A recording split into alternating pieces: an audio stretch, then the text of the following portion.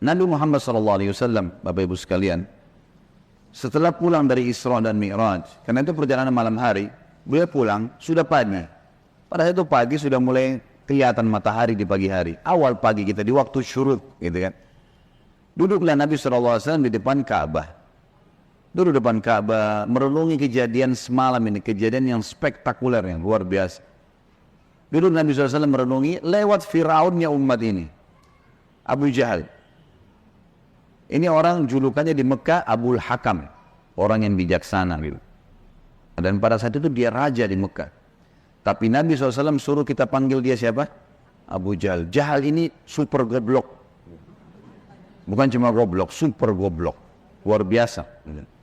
Kenapa dikatakan begitu? Orang Mekah bilang Abu Hakam, dia dikatakan Abu Jahal. Karena Abu Jahal ini sama Abu Sufyan itu setiap malam dengar Al-Quran yang Nabi baca di rumah Nabi SAW. Setiap malam datang dengar, mereka diam-diam. Misalnya ini tempat tisu, ini rumah Nabi SAW, nanti Abu Jahal di sini, Abu Sufyan di sini, ada satu lagi temannya di belakang. Jadi mereka nggak saling tahu nih. Sampai pagi mereka dengar tuh ayat Al-Quran. Waktu mereka pulang, ketemu tiga-tiga. Lo saling tanya, kenapa kalian sini? Kenapa kalian sini?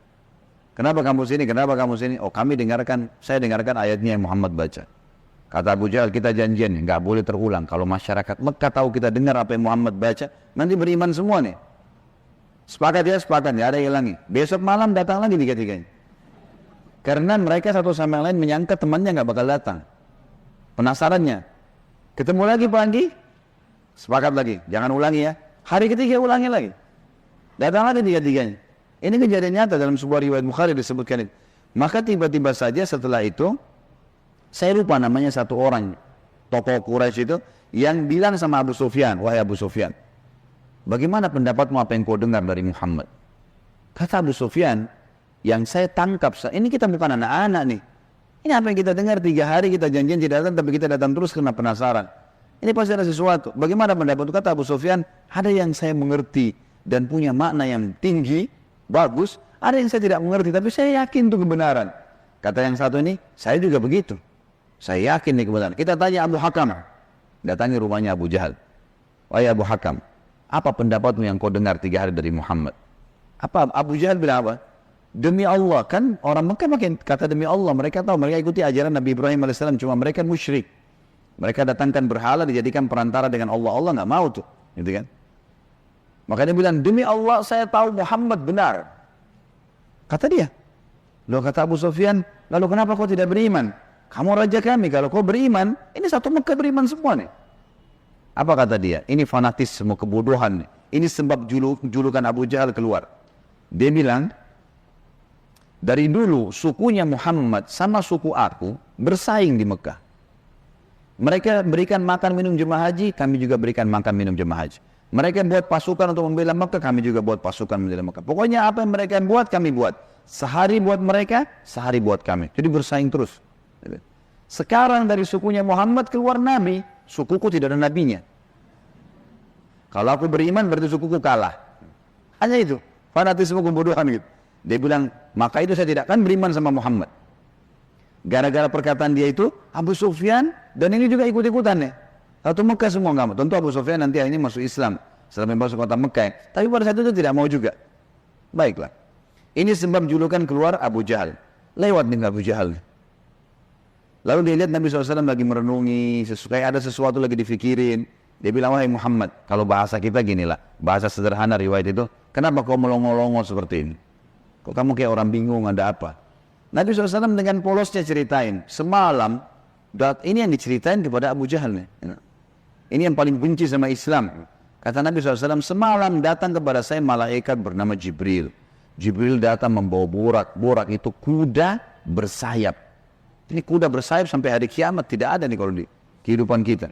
Zaman itu, sekarang saja orang tidak percaya kalau ada kuda bersayap gitu kan.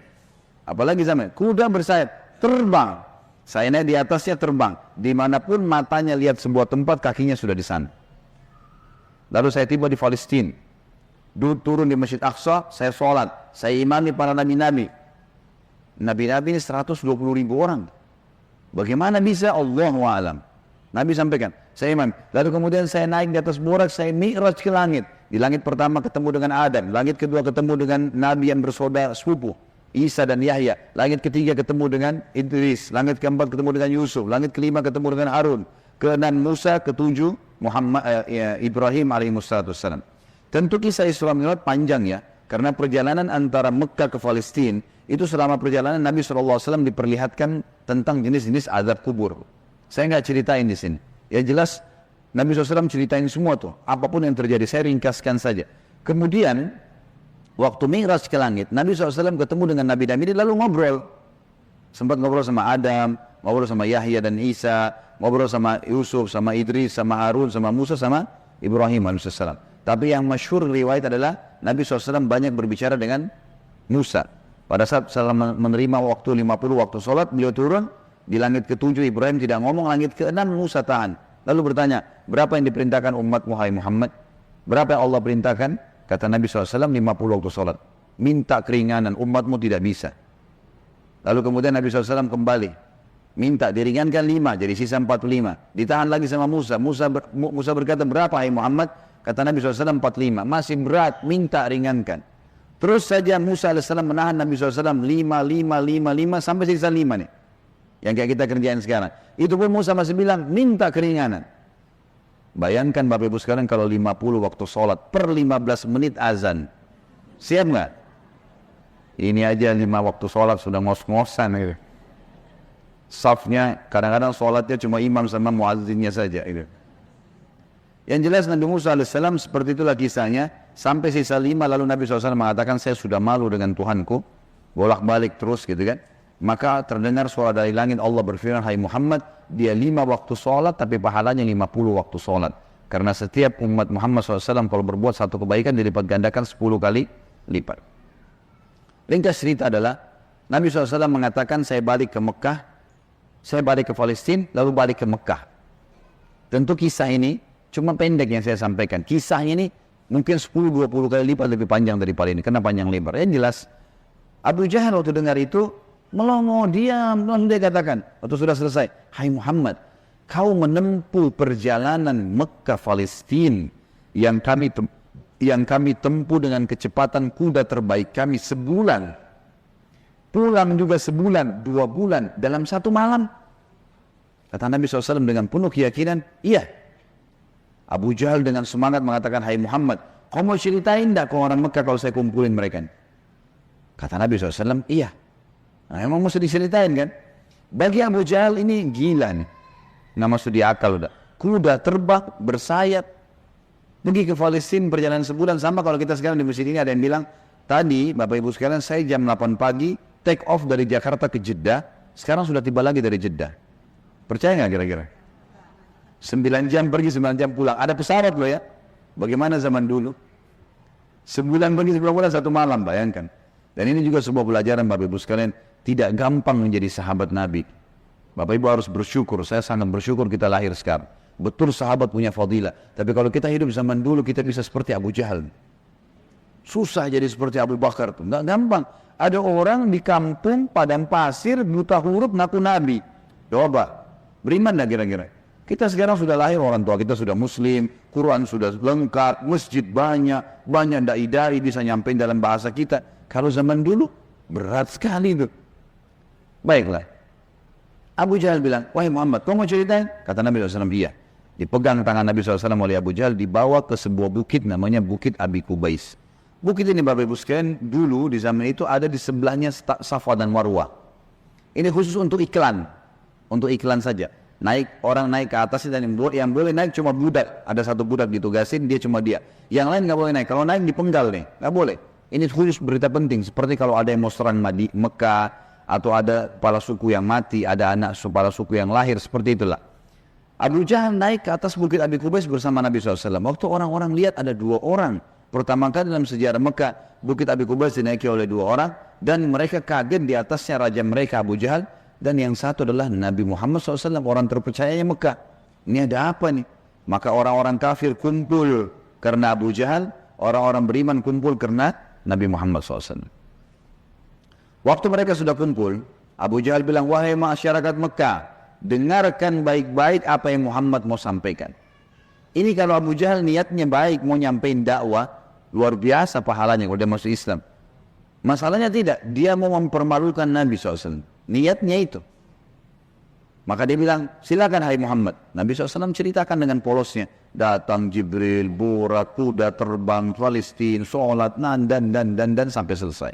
Lengkap, panjang lebar. Allahu a'lam berapa jam waktu itu. Biarlah disampaikan. Sampai selesai semua, apa yang terjadi? Orang-orang Mekah yang kafir, Bapak Ibu sekalian, bertambah kufur. Ini Muhammad gila nih. Mekah, Palestina, pulang pergi, 2 bulan, 1 malam. 1 malam, dan ini bukan 1 malam, setengah malam. Gitu kan. Pulang pergi. Ini nggak masuk di akal. Ini baru ke sana saja nggak percaya. Apalagi naik ke langit, ketemu, udah panjang ceritanya. Belum lagi cerita tentang surga dan neraka, diperlihatkan adab-adab kubur. Tapi ya sudah. Waktu itu yang sudah beriman pun di kalangan sahabat, benar nggak ya? Tapi ini Nabi, nggak mungkin salah. Mereka sempat bimbang. Abu Jahal turun dari bukit Abi Qubais sambil ketawa, senyum. Sambil dia ngomong, ada sahabat rupanya yang ngikutin. Tahu nih Abu Jahal tadi ajak Nabi nih, diikutin. Dia bilang, sekarang agamanya Muhammad sudah habis. Dia pergi ke Darun Nadwa, tempat kumpulnya orang-orang Quraisy, lalu dia teriak. Dia bilang, hai Quraisy, berita gembira. Apa itu Abu Hakam? Agamanya Muhammad sudah habis. Kemudian tidak ada lagi agamanya. Kata mereka, memang kenapa? Apa kata Abu Jahal? Muhammad mengarang cerita dusta. Katanya begini. Abu Jahal ini tidak sadar sedang nyebarin berita apa? Isra dan Mi'raj. Dia lengkap, dia sampaikan ke orang semua nih. Datang malaikat namanya Jibril, datang burak, terbang ini, semua lengkap. Adab-adab kuburnya disebutin sama dia. Semua lengkap disebarin. Lalu orang-orang Quraisy diam semua. Mau bilang apa nih rajanya, dan mereka juga memang masih belum beriman kepada Nabi SAW. Lalu kata Abu Jahal, ada 1 orang. 1 orang ini, kalau kalian berhasil menggoyahkan keyakinannya, habis benar agamanya Muhammad nih. Kata mereka, siapa itu? Kata Abu Jahal, Abu Bakar. Cari Abu Bakar tuh. Abu Bakar ini Bapak Ibu sekalian, cirinya beliau radhiyallahu anhu, itu badannya kurus. Ya. Saking kurusnya kalau pakai sarung melorot terus. Nah iya, radhiyallahu anhu. Tapi yang perlu digarisbawahi, Islam bukan melihat kekarnya fisik, tapi kekarnya iman dalam hati. Allah bilang Allah bilang halal, Allah bilang haram. Perintah dikerjakan, larangan ditinggalkan. Itu konsep dasarnya, gitu kan. Abu Bakar ini ditahu tentang masalah keyakinannya sampai apa kata Nabi SAW. La uzina iman Abi Bakar fi kiffah, wa uzina iman hadil ummah fi kiffah, la rajah iman Abi Bakar. Kalau keyakinannya dan imannya Abu Bakar ditimbang di satu timbangan, dan keyakinannya serta keimannya seluruh umat ini, semua sahabat, semua tabi'in, semua yang sudah mati, yang masih hidup dan yang belum lahir, semua kita di sini juga termasuk. Ditimbang iman kita semua dibandingkan Abu Bakar, yang satu timbangan pasti lebih berat keyakinannya Abu Bakar. Kata Abdullah bin Mas'ud, sahabat Nabi radhiyallahu anhu yang mulia dengan ibadahnya yang luar biasa, kami tidak ada bedanya dengan Abu Bakar dari sisi ibadah. Karena Abu Bakar sholat, kami sholat. Abu Bakar puasa, kami puasa. Abu Bakar sedekah, kami sedekah. Abu Bakar ya jihad, kami jihad. Tapi kami tidak bisa menyayangi Abu Bakar dari sisi keyakinannya. Mustahil. Kalau Rasulullah sudah bilang kerjakan apapun konsekuensinya. Mau wajib, mau sunnah, nggak ada toleransi, nggak ada keraguan. Yang haram, nggak ada lagi. Haram, nggak ada ceritanya. Seperti itulah konsepnya. Jadi sangat luar biasa. Yang jelas Bapak Ibu sekalian, mereka bilang cari Abu Bakar. Dan juga ada hadis, supaya saya tidak lupa ya, kata Nabi SAW, tidak ada seseorang yang menginjakkan telapak kakinya di muka bumi setelah para nabi-nabi yang paling afdal lebih daripada Abu Bakar. Jadi setelah Nabi langsung dia, radhiyallahu anhu, jadi orang yang sangat luar biasa. Datanglah orang-orang Quraisy ini ke kebunnya Abu Bakar, di kebun kurma di pinggir kota Madinah, dan orang sahabat-sahabat tadi ini pada ikut gitu kan. Sampai di kebunnya Abu Bakar, Abu Jahal teriak-teriak, wahai Abu Bakar, keluarlah, Abu Bakar keluar. Abu Bakar keluar, kaget Abu Bakar. Belum pernah dalam sejarah hidupnya Abu Bakar itu, tokoh-tokoh Quraisy, kepala-kepala suku datang ke kebunnya. Untuk apa? Dan belum pernah dalam sejarah Mekah orang beriman sama orang kafir jalan sama-sama. Maka Abu Bakar bilang, ada apa wahai Abu Jahal? Dia bilang, sahabat Muhammad gila. Masa dia cerita rekayasa bohong? Cerita bohong begini. Abu Bakar ini belum dengar dari Nabi. Abu Jahal yang jelasin. Begini, panjang lebar sampai selesai. Sampai kembali lagi ke Mekah. Abu Bakar sudah tahu nih, apa tujuannya Abu Jahal. Kalau dia mau beriman, dia sudah beriman sama Nabi. Tapi datang sini mau ngacoin nih. Kata Abu Bakar ada dua riwayat. Riwayat yang pertama, wahai Quraisy, bukan cuma Abu Jahal, wahai Quraisy, Muhammad mengaku turun wahyu dari langit ke rumahnya dan saya percaya. Apa bedanya dengan dia kalau naik ke langit? Sama saja. Tidak akan menggoyahkan saya. Riwayat yang kedua yang unik nih. Dia mengatakan, wahai Quraisy, ketahuilah kalau depan mata saya ada tembok warnanya putih, jelas putih. Muhammad bilang tidak Abu Bakar, itu hitam. Saya akan bohongkan mata saya dan saya bilang hitam. Ini luar biasa. Mau digoyahkan bagaimana nih? Tembok putih? Enggak, salah Abu Bakar. Oh iya, salah. Matanya salah. Bayangin tuh. Apa kira-kira bisa menggoyahkan keyakinan seperti ini? Luar biasa. Pokoknya Allah Rasulnya bilang selesai, nggak ada toleransi. Sudah selesai, semua dikerjain. Biar seluruhnya benci. Tembok warna putih, Muhammad bilang hitam, saya bilang iya, mata saya salah, hitam berarti. Abu Jahal dan orang Quraisy diam. Ini nggak bisa lagi digoyahkan. Abu Bakar radhiyallahu anhu tahu ada masalah nih. Dia tanya orang sahabat-sahabat, di mana Rasulullah SAW? Kata mereka di Bukit Abi Kubais itu, dikerumuni orang. Abu Bakar kesana. Pasti dari sana dari jauh Abu Bakar teriak, ya Rasulullah, suara keras, sengaja. Orang waktu dengar orang teriak, semua bubar-bubar, kasih jalan. Seperti kalau di masjid ada yang dari belakang panggil saya, mungkin Bapak Ibu akan lihat ke arahnya. Suaranya keras, sengaja. Nabi SAW lihat yang datang, Abu Bakar senyum, udah tahu siapa yang datang. Ini tokohnya umat, luar biasa. Jadi dia bisa membalik Bapak Ibu sekalian Abu Bakar dengan hikmah Allah. Satu Mekah yang ragu tadi, yang kafir dan yang beriman pun tentang Isra Mi'raj ini kembali semuanya percaya kalau itu terjadi. Dia bisa membalik itu dengan hikmah Allah. Ini kisahnya begitu.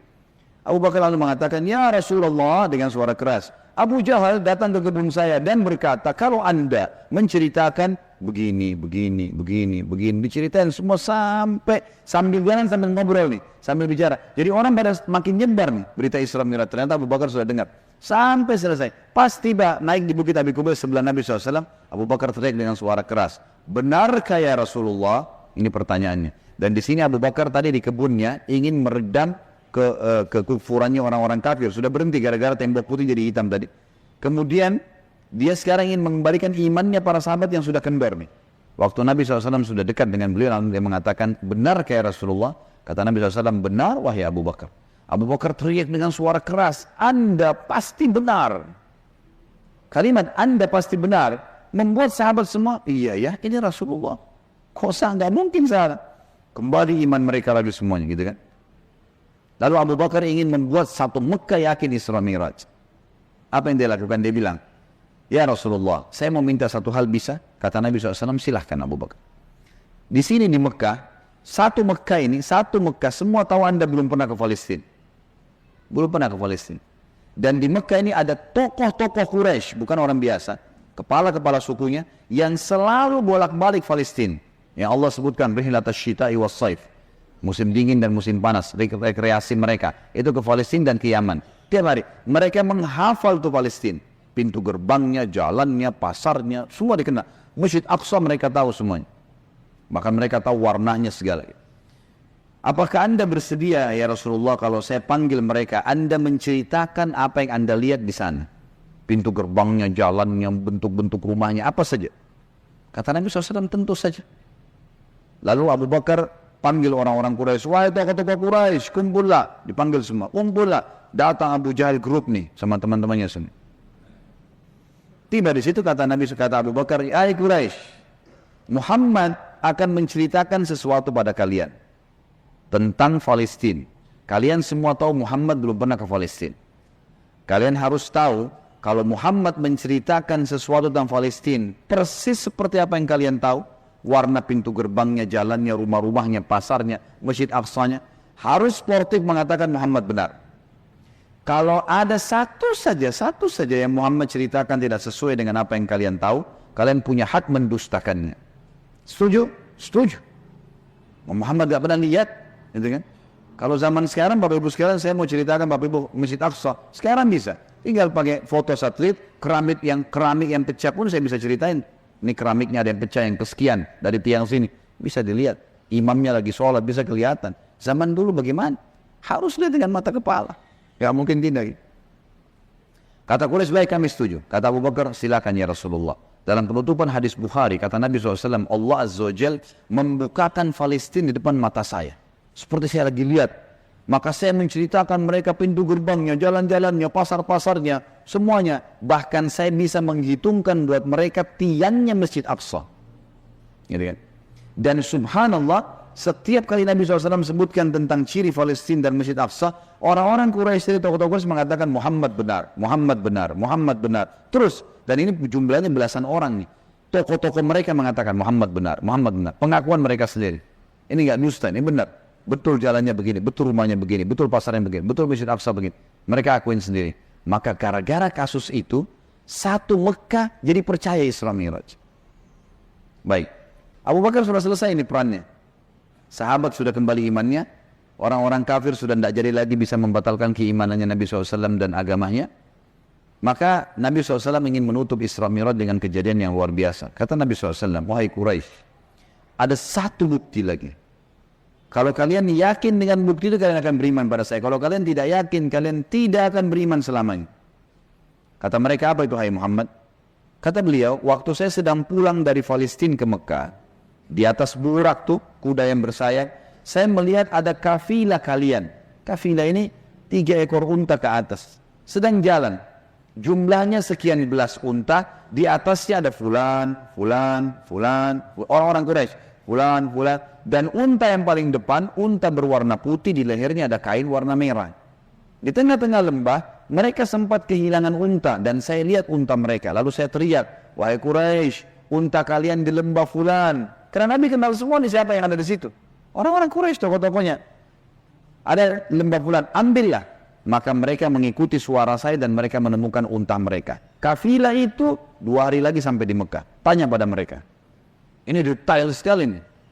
Kalau sekarang orang dari Bandung ke Jakarta, saya mau tahu mobilnya di mana, saya bisa ikutin. Sebentar deh. Ada kamera, ada satelit, canggih. Zaman dulu bagaimana caranya ceritain kecuali kalau lihat dengan mata kepala. Ini bukti real. Setelah 2 hari Bapak Ibu sekalian, satu kota Mekah. Perempuannya, laki-lakinya, orang tua, anak-anak yang kafir, yang beriman, semua kumpul. Di pintu gerbang Mekah namanya pintu Bani Syaibah, suku Syaibah. Mereka kumpul semua, mereka nunggu nih, benar tidak di kafilan? Ditunggu itu sudah heboh satu Mekah. Subhanallah, menjelang waktu duhur, lewat betul tuh kafilah. Persis seperti Nabi ceritain. Jumlah untanya, nama orang-orangnya, unta paling depan warna putih, di lehernya ada kain merah. Karena penasaran, orang-orang Quraisy di Mekah ini bilang, hai Quraisy dari kafilah, kalian dari mana? Kata mereka, kami dari Palestina. Lalu bertanya lagi orang Mekah nih, apakah kalian sempat kehilangan unta di tengah jalan? Mereka bilang iya. Lalu apa yang kalian lakukan? Pertanyaan bertubi-tubi nih. Kami mendengarkan suara entah dari mana mengatakan, wahai Quraisy, unta kalian di lembah fulan. Kami ikuti, kami dapat unta kami. Sekarang orang-orang Quraisy di kafilah penasaran. Wahai Quraisy Mekah, dari mana kalian tahu nih? Belum satu orang pun di antara kami masuk ke Mekah. Belum ada gosip nih, kok bisa sudah sampai? Belum ada masuk nih. Mereka sepakat mengatakan dari Muhammad. Semua orang mengatakan dari Muhammad. Semenjak itu semuanya percaya Isra Mi'raj terjadi. Ini tanda-tanda yang luar biasa. Makanya Allah turunkan surah nomor 17 khusus namanya surah Al-Isra, menceritakan masalah itu, sebuah keajaiban yang luar biasa, mukjizat Nabi Muhammad sallallahu alaihi wasallam.